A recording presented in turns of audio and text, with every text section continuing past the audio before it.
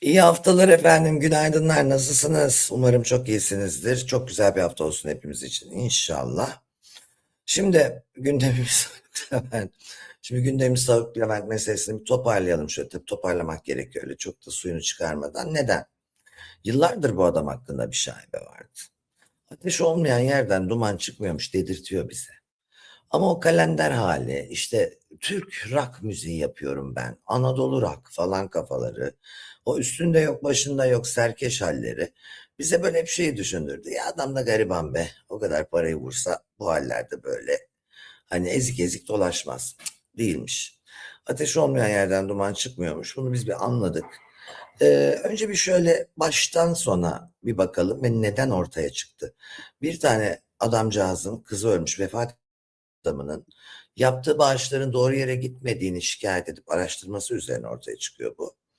Ve tabii domino taşı gibi sökülüyor. Bir izleyelim bakalım. 120 milyon lira para aktarıldı. Haluk Levent, kurucusu olduğu Ahbap Derneği'ne yönelik soruşturmada gözaltına alındı. Levent'in dernekler kanununa muhalefet, suçtan kaynaklanan mal varlığı değerlerini aklama ve örgüt üyeliği suçlarından gözaltına alındığı öğrenirken, 2020-2026 yılları arasında 990 milyon lira bahis oynadığı, 390 milyon lira para kaybettiği, Ahbap hesabından asistanı Yeliz Kaya hesabına 120 milyon lira para aktarıldığı tespit edildi. Levent'in ayrıca yurt dışına çıkmak üzere havalimanına gittiği, Almanya'ya bilet aldığı, ancak yurt dışı yasağını öğrenince evine döndüğü, telefonlarını kapatarak İzmir'e yola çıktığı ve Bursa'da gözaltına alındığı öğrenildi. Evet, bu şekilde gözaltına alınıyor. Bursa'da gözaltına alınma nedeni tam tutuklanacakken hava yoluyla kaçamayacağını anlayıp çünkü en büyük kaçışlar, yakalanışlar da o doğrusu hava yolları alanlarında oldu. Allah bunlar ne yapıyor yine? Herhalde İzmir'den botla işte bir şeylerle kaçacaktı Yunanistan diye düşünüyorum. Bursa'da yakalanıyor. Şimdi bir de inanamadığım şeyler var arkadaş. Sen 1 milyar liraya yakın parayı nasıl yiyorsun ya bahiste? Üstünde yok, başında yok. Böyle bize Anadolucu, serkeş, kalender tavrı çizip de nasıl çatır çutur parayı götürüyorsun? Ben de bu adam parayı yese nereye yer diye düşünüyordum. İş nasıl ortaya çıkıyor? Onu da verelim hemen. İş şöyle ortaya çıkıyor. Son derece de acıklı bir şekilde ortaya çıkıyor. Başaran Holding Yönetim Kurulu Başkanı Hüseyin Başaran'ın Haluk Levent tarafından dolandırdığı şikayetiyle Gazi Osman Paşa Cumhuriyet Başsavcılığına gidiyor efendim. Ofisine gelen Haluk Levent, üniversitede okuyan kimsesiz kız çocuklarına yurt yaptırmak için Başaran grubunun elinde bulunan gayrimenkulleri Ahbap Derneği adına satın almak istediğini söylüyor. Maalesef Allah gani gani rahmet eylesin. Hüseyin Başaran kızını 2018 yılında uçak kazasında kaybettiğinden dolayı derin de bir manevi üzüntü içinde olduğu için adilik buradan başlıyor. Bu tesadüf olamaz. Bu dolandırıcılar araştırıyor. Bak diyor bu iş adamının böyle bir travması var. Kızını kaybetmiş uçakta kazasında. Belli ki hayırsever de bir adam. Yardım deyince dayanamıyor bu veriyor. Biz gidip çökelim. Bunlar böyle araştırıp başlıyor bu işleri. İşte kızını kaybetmesinden doğan travmasını, o yardımseverliğini, kız çocuklarının hassasiyetini bu şekilde kullanıyor arkadaşlar. Kimsesiz kız çocuklarına hayata atılmasını desteklemek istediğini söylüyor. 60 milyon dolar değerindeki 22 taşınmazı arsa şeklinde alıyor adamdan. Ödemiyor. Bakın 60 milyon doları. Bu gayrimenkullerin söylenen amaçla kullanılmadığını tespit ediyor zaman içerisinde Hüseyin Başaran. Evladının hatırına verdiği yani bağış yaptığı. Gazi Osman Paşa Cumhuriyet Başsavcılığı da Haluk Levent'le ilgili dolandırıcılık şikayetini İstanbul'a devrediyor ve her şeyin başı yani bütün bu dolandırıcılık zincirinin ortaya çıkışı. Başaran Holding Yönetim Kurulu Başkanı Hüseyin Başaran'ın Gazi Osman Paşa'da yaptığı şikayet efendim. Fakat anlayın ki yıllardır çıkardı ya Haluk Levent buyurmuş. Doğru gibi gözüküyor arkadaşlar. Çok fazla da böyle bilmiyorum yani hani herkesin bir karinesi var malumunuz. Masumiyet diyelim. Ama bunca yıldır bu kadar dedikodu falan. Şimdi avukatı da gözaltında. Ya öyle şeyler var ki öyle saçmalıklar var ki yanında çalışan kıza diyor ki hatırlıyor musunuz biz de verdik burada haberlerini. Haluk Levent mide kanseri mi? Haluk Levent mide spazmından dolayı hastaneye kaldırıldı. Haluk Levent konserini tamamlayamadı. Midesi çok hastaymış. Yazık, tüh tüh, vah vah. Tam iyileşemeden yine sahneye çıktı filan diye. Burada bu haberleri verdik biz. Meğer asistanına defalarca yalan söylettirmiş. Demiş ki beni alacaklarsa kızım söyle, ve birkaç kişiye ve gülerek, yani bu WhatsApp konuşmaları ortaya çıkmış. Gülerek diyor ki beni arayan olursa söyle de diyor, böyle kıs kıs da gülüyor. Gülen yüz koyuyor, daha doğrusu hani o emojiyi koyuyor. Benim diyor şey olduğumu diyor, mide kanseri de diyor benim için diyor, ben öyle dedim diyor. Ya hangi sağlıklı beyin kendini mide kanseri dedirttirir arkadaşlar? Bu kadar mı küçüldünüz ya? Mide kanseriyim dedirttiriyor ya. Ve bu arada bu kadın da efendim tutuklanıyor. Daha doğrusu özür diliyorum. Büyük hata yaptım. Gözaltına alınıyor. İkisi arasında çok büyük fark var. Ama 48 saate kadar tutuklanıyor mu, gözaltına mı alınıyor bilemiyoruz. Avukat Ece Güner bu hanımın ismi. Ahbap Derneği'ne yönelik yürütülen soruşturma dosyasında Haluk Levent'in danışmanlığını yaptığı iddia edilen Ece Güner, hesaplarındaki para hareketleri nedeniyle soruşturuluyor. Çünkü 100 küsür milyon da bu kızın hesabına atmış bu kadının avukatı. Yani etrafındaki masumları da kullanıyor bir şekilde. Hakkında gözaltı kararı verilen Güner, derneğin avukatlığını yaptığı yönündeki bilgilerin asılsız olduğunu açıklamış. Ya olacak iş değil. Bir yandan kendine kanser de, bir yandan git evladını, bir kız evladını, tek kız evladını uçak kazasında yitiren babaya ben kızlar bu ülkede gelecek kazansın diye para topluyorum deyip 60 milyon dolarlık mal al, ödeme. Ya olur şey değil arkadaşlar, ve hiçbir şeyde de bulunma girişimde. Yazık, günahtan başka bir şey söyleyemiyorum ben bu memlekete artık. Of. Ve hakikaten de şimdi bizim bir arkadaşımız medya sektörüne de destek veriyordu. İnsanlara da böyle işte borç verir gibi, abi gibi takılıyordu. Kendisi 1 milyar dolar harcarken bahislerde, o çocukcağız da işini kaybeden bir medya mensubuna gerçekten de zor durumda ona 5.000 Türk lirası vermişlerdi. 5.000 Türk lirası verdiklerini biliyorum. Hani bağışın azı şu olmaz da, yani 5.000 TL nedir be arkadaş, yani sen 1 mil, bakın garip garip şeyleri de gündem olmaya başladı. Şöyle verelim. Çünkü döneminde biliyorsunuz Haluk Levent'in kariyeri bir ara bitti. Sonra Ahbap Derneği ile tekrar çıktı. Üzereyken sosyal medya aracılığıyla Atatürkçü kesimin huyuna giderek tekrar gündeme gelmiş müzisyen. Samimiyetine güvenmemek gerekir. Tek derdi yolunu bulmaktır. Doğru. Yani burada tek derdi yolunu bulmaktır diye onu eleştiren şahsa da doğru diyor. İşte herkesin derdi yolunu bulmak. Herkesin derdi bir elektrik, kira, yakıt, su, bunları ödeyebilmek. Bunu anladık da. Burada ciddi bir hani pişkinlik var da diyebiliriz. Doğru. Ha, evet. Şimdi burada bir arkadaşımız şikayetçi olan babanın politik görüşünü söylemiş. Fark eder mi? Bu bir kumpas mı, tuzak mı? Kıskanıldığı için Haluk Levent'e bu yapılıyor. Ortaya çıkacaktır. Bu kadar da diyorum hani delil karartılamaz veya yaratılamaz umarım. Bu da gözaltına alınışanları Bursa'da. Bursa'da gözaltına alınışanları da böyleydi efendim. Bursa'ya neden gittiğini tekrarlayalım. Bu önemli. Uçakla kaçmaya çalışırken hakkındaki yakalama kararını öğrendiği için ben diyor en iyisi mi karayoluyla İzmir'e gideyim. Oradan bir şekilde gemiyle kaçayım. Bakın 2020-2026 yılları arasında 990 milyon lira bahis oynamış, yani 1 milyar lira. 6 yıl içerisinde, son 6 yıl içerisinde 1 milyar TL. 390 milyon TL para kaybettiği, Ahbap hesabından asistanı Yeliz Hanım'ın hesabına 120 milyon TL'de para geçirdiği söylenmiş. Şimdi bunlar uyduruktan masallar mı olabilir? Durup dururken bir insan hakkında bu kadar delil yaratıp uydurabilir mi? Ben anlamıyorum. Bakın burada yandaş diyen arkadaşa Merve'nin de cevabı güzel olmuş. Ahbap Derneği'ne 60 milyon dolarlık para verirken, arsa verirken yandaş değil miydi diyor. Şimdi masumiyet karinesi diye düşünelim. Ama ortada iç gıcıklayıcı ve mide bulandırıcı bir sürü şey olduğunu da bilelim yani. Bir de arkadaşlar bakın bu sanat dünyasında filan da yani sürekli konuşulan bir şey vardı. Bu gerçekten suçlanırdı bazı kesimler tarafından, onu tanıyan kesimler tarafından. Bu adam yapıyor, bu adam çalıyor, bu adam ediyor denirdi. Çocuk ne yapıyor? Kutunun içi, arkada bir hareketlilik.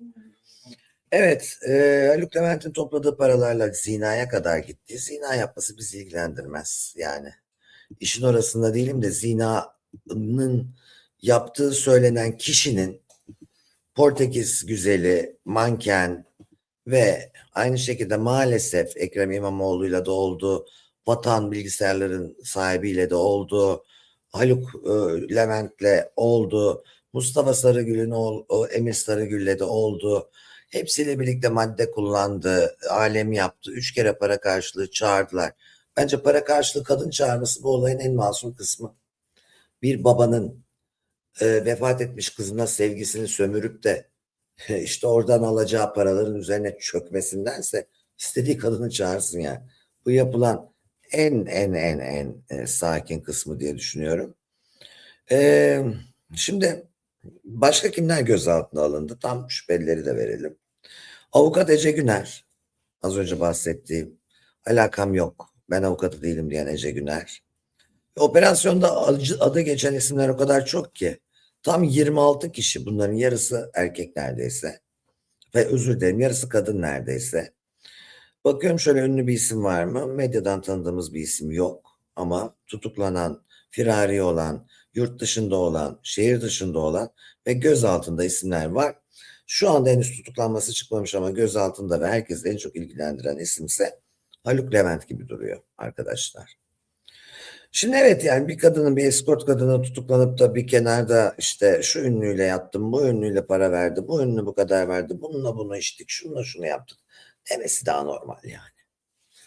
Hani sıkıştırıldı mı insan o mecrada her şeyi der biliyorsunuz. Tavşan kaç tazı tut.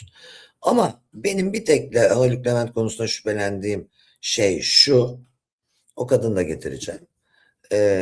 Arkadaşlar çok dedikodusu çıkmıştı ya. Çok dedikodusu çıkmıştı yani. Yani Haluk Levent'in Ahbap Derneği'ni deprem zamanından beri konuşuyorlar. Adam gidiyor bir şeyler yapıyor ama herkes hamdolsun demiyor. Gizli manken Koreya İmamoğlu'yla teknede partilemiş, üçlü ilişkiye girmiş. Haluk Levent ile Emir Sarıgül iddiası ortalığı sarsacak. Koreya ifadesinde uyuşturucu kullandığını kabul ederek pişmanlığını dile getirdi. Telefonunun şifresini kendi rızasıyla kolluk kuvvetlerine verdiğini ve cihazındaki tüm verilerin incelenmesiyle gerçeklerin ortaya çıkacağını söyledi. İstanbul Cumhuriyet Başsavcılığı'nın uyuşturucu ve fuhuş soruşturması kapsamında tutuklanan Portekizli model Tessie Ramos Korea, savcılık ifadesinde Ekrem İmamoğlu ile 2021 Antalya Tekne Organizasyonu'nda cinsel ilişki yaşadığını iddia etti. Koreya, Haluk Levent ile 3 kez para karşılığı buluşmada esrar, Emir Sarıgül ile 3 kez buluşmada ise kokain kullandığını öne sürdü. İmamoğlu ile ilişkisinde Olga adında bir kadının da olduğunu söyledi. Telefonundaki yazışma ve görüntülerin dosyaya eklendiği belirtildi. Soruşturma devam ediyor. Evet, toparlayacak olursak o bahsedilen meşhur fuhuş soruşturması da bu manken Portekizli siyahi genç kadının hem de 3'er kere buluşmuş falan bu adamlarla yani. Böyle bir abuk subuk işleri. Yani şimdi ne bileyim hayat ya. Vallahi billahi herkes bizi her gün şaşırtmaya devam ediyor. Maalesef çok yakın çevremizde de görüyoruz bunları. Şimdi bir şey daha var bugün. Hepimiz için çok önemli arkadaşlar. Bu genç basketbolcunun yani Kubilay Kaan Kundakçı cinayetinde Aleyna Kalaycıoğlu ve Alaaddin Kalaycıoğlu'nun mahkemeye çıkması şu anda başlıyor. Ve mahkemede herkes, anne orada, herkes orada, tutuklular orada. Bakalım ne olacak. Ben orada halen bilmiyorum. Aleyna o kadar uzun süre. Aleyna kötü tercihler yapan havai bir kadın, tamam mı? Ama benim yanımda böyle biri böyle bir cinayet işlese ve böyle bir madde etkisi altındayken ve Ben de onun yanında olsam o an polisi arayabilir miydim düşünüyorum. Yani silahının ucunda e, barutu tutan bir adam var yanımda. Akli dengesi belli ki yerinde değil, kafası hiç yerinde değil. Mafya. Yani şimdi bu kız acaba git onu vur dememiştir. Yani kapımın önünde bu adam bekliyor demiştir. Olan olmayacak kişiye oldu. Zaten aile bunun farkında. O Can Bay mıdır nedir o işte rapçi adam maalesef o çocuğu kurban etti. O çocuğun ailesi de neden oğlum sen gidip onun bunun yanında dolanıyorsun? Aslan gibi çocuksun, aslan gibi sporcusun. Madde kullanan, ne yediği belli olmayan, gece gündüz takılan abuk subuk insanların arasında sen bodyguard gibi ne geziyorsun? Diyemedim. İşte çocukları salıyoruz, mahvediyoruz. Çocuklar özenti, bu hayatlara özeniyorlar. O Aleyna'yı bir ünlü zannediyorlar, öbürünü bir şey zannediyorlar. Şarkıcı bir şey zannediyorlar. Peşlerinde dolanıyorlar ve kendileri böyle harcanıyor işte. Haberi olursan görürsün Neredeydi şey? Eksi bir miydi orası?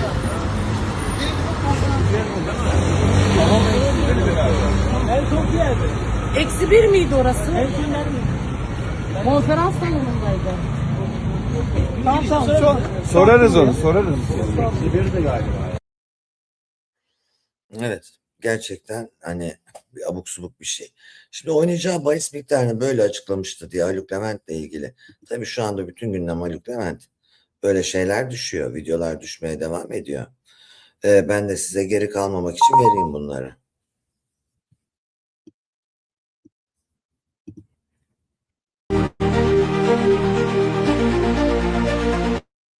Zamanında böyle ben bahis oynayacağım diye ekrana çıkıp oynayacağı bahis miktarını açıklamış. Yani neye güveneceksin? Dalga mı geçiyor? Gerçek mi söylüyor? Dediğiniz gibi birileri kafayı mı taktı? Ama ateş olmayan yerden bu kadar da ne çıkar mı denir? Duman çıkar mı? Bilemiyorum ama hani bu insanların sizce Ekrem İmamoğlu Vatan Bilgisayarı'nda sahibi gözaltında tutuklandı hatta. İşte bir yandan da aynı bakın aynı telekız. 3 tane tutuklu adamın biri gözaltında şu an Haluk Levent. Onlarla olmuş mesela. Ben buna inanırım. İstanbul piyasasında televizyonculuk yapmış olarak biri olarak inanırım. Sosyete bile aynı 10 erkeğin aynı 10 kadının zamparalıklarıyla flörtleriyle dönüyor. Böyle turnikeye giriyorlar birbirleriyle gezip dolaşıp bir şeyler yapıyorlar.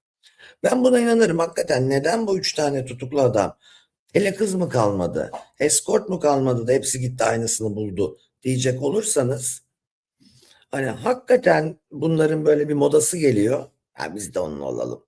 Ah, bir de bununla olalım filan diyorlar yani. İnanırım. Metin'i Duyan'ın gittiği bir aralar popüler olan onun da modası var yani. Abuk subuk gelecek ama var. O yüzden hem Vatan Bilgisayarı'nın sahibi birlikte olmuş hem Emir Sarıgül birlikte olmuş. Hem Ekrem İmamoğlu hem Haluk Levent aynı eskort Portekizli mankenle birkaç kere üst üste hem de farklı günlerde birlikte olmuşlar dedikodusu. Olamaz abi bu kadar da tesadüf. Bir tane kadın bulmuşlar işte ona konuşturuyorlar derseniz sanmam. Çünkü hakikaten bu işlerin modası varmış gibi bu ülkede. Bir ara biri parlıyor herkes ona gidiyor. Acayip abuk subuk. Bir de bunu nedir arkadaş yani ya? Hani her seferinde böyle bir cinsel ilişkiye girmeden önce herkes madde mi kullanıyor? Nasıl bir dünya bu ya? Neyse artık diyeceğimiz bir şey kalmadı bu konuyla ilgili. Bakın bir ara bir iddialar Haluk Levent'in kendisine bir programda sunulduğunda Haluk Levent'in madde kullanması meselesine gelince rockçıdır, ne yapsa yeridir gibi düşünenler de vardır. Şimdi bakalım. Buradan verelim. O televizyon programında üstüne gelinince ne demiş? Hemen veriyorum.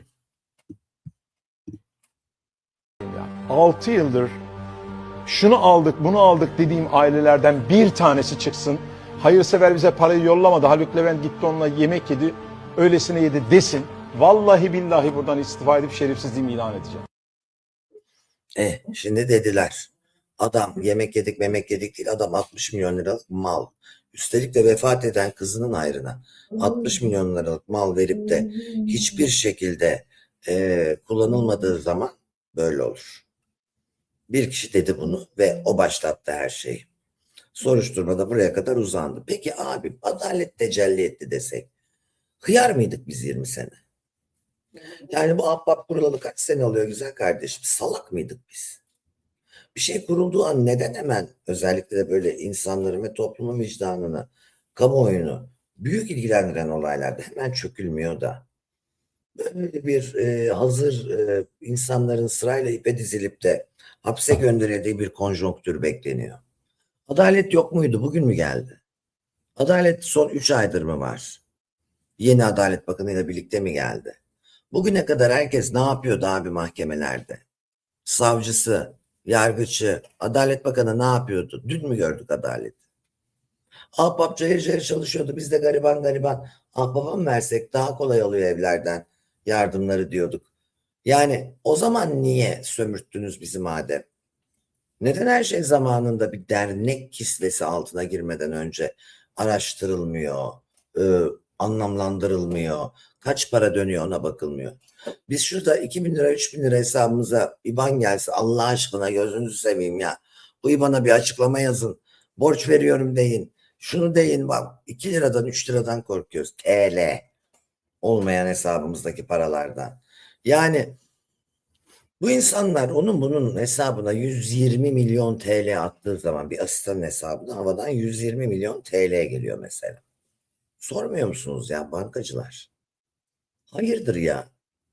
Kime işliyor sizin adaletiniz? Son 3-4 aydır olan adalet. Öyle mi?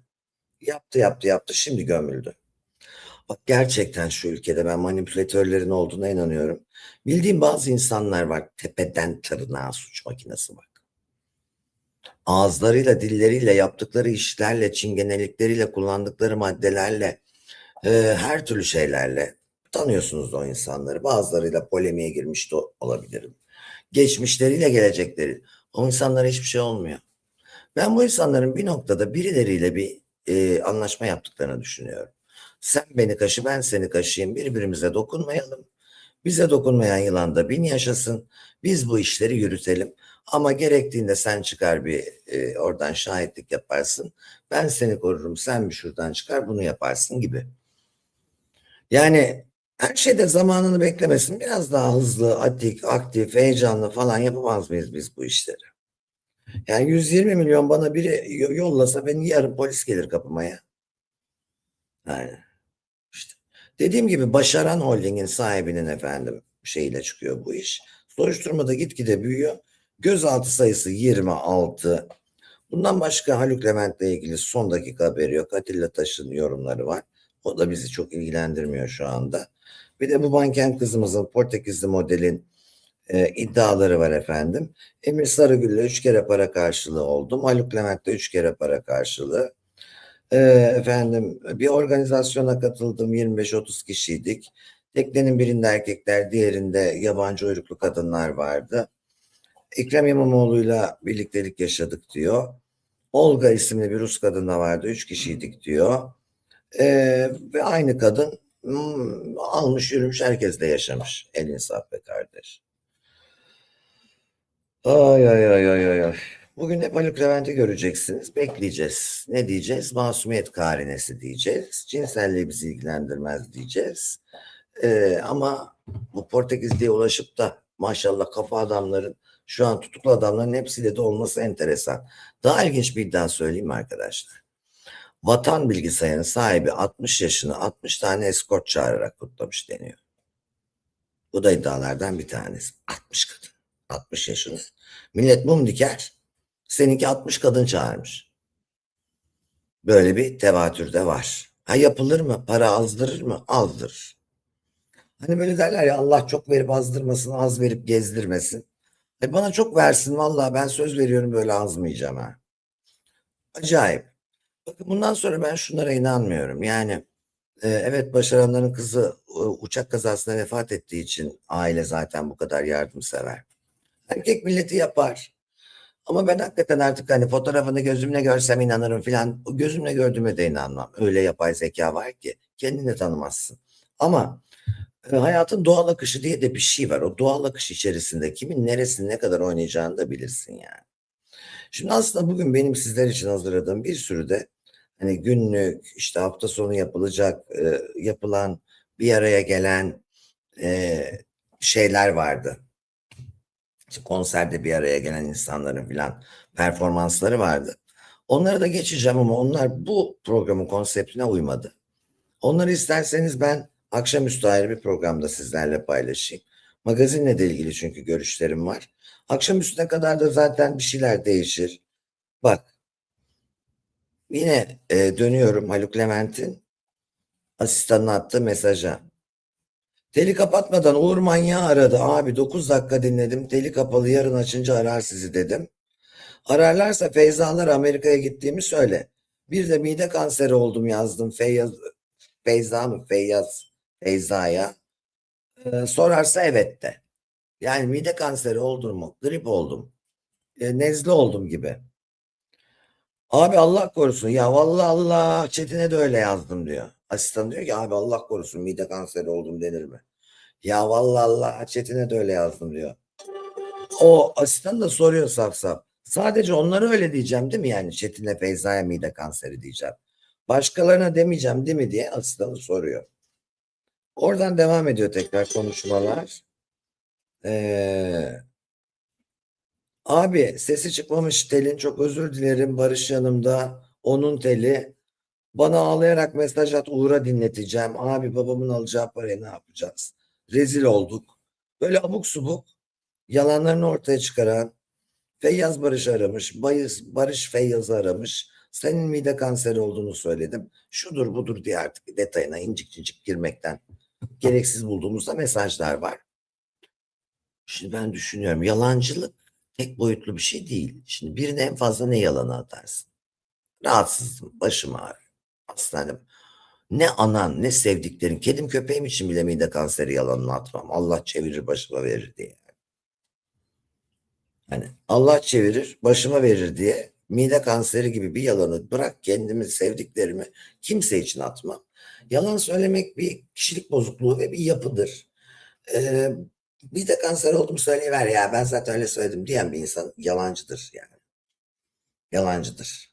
Bunu rahat söyleyebiliyordur. Bunu görmüşüzdür. O yüzden efendim 120 milyon milletin hesabına gelecek. Kimse bakmayacak. Senin gelen 3-5 lirana bakacaklar. Vay derim ben böyle. Adalet. Hepinizi çok seviyorum efendim. Daha fazla şey paylaşmak isterseniz Ayon Kulübe üyeliğinizi bekliyorum hep söylediğim gibi. Orada karşılıklı konuşuyoruz her akşam.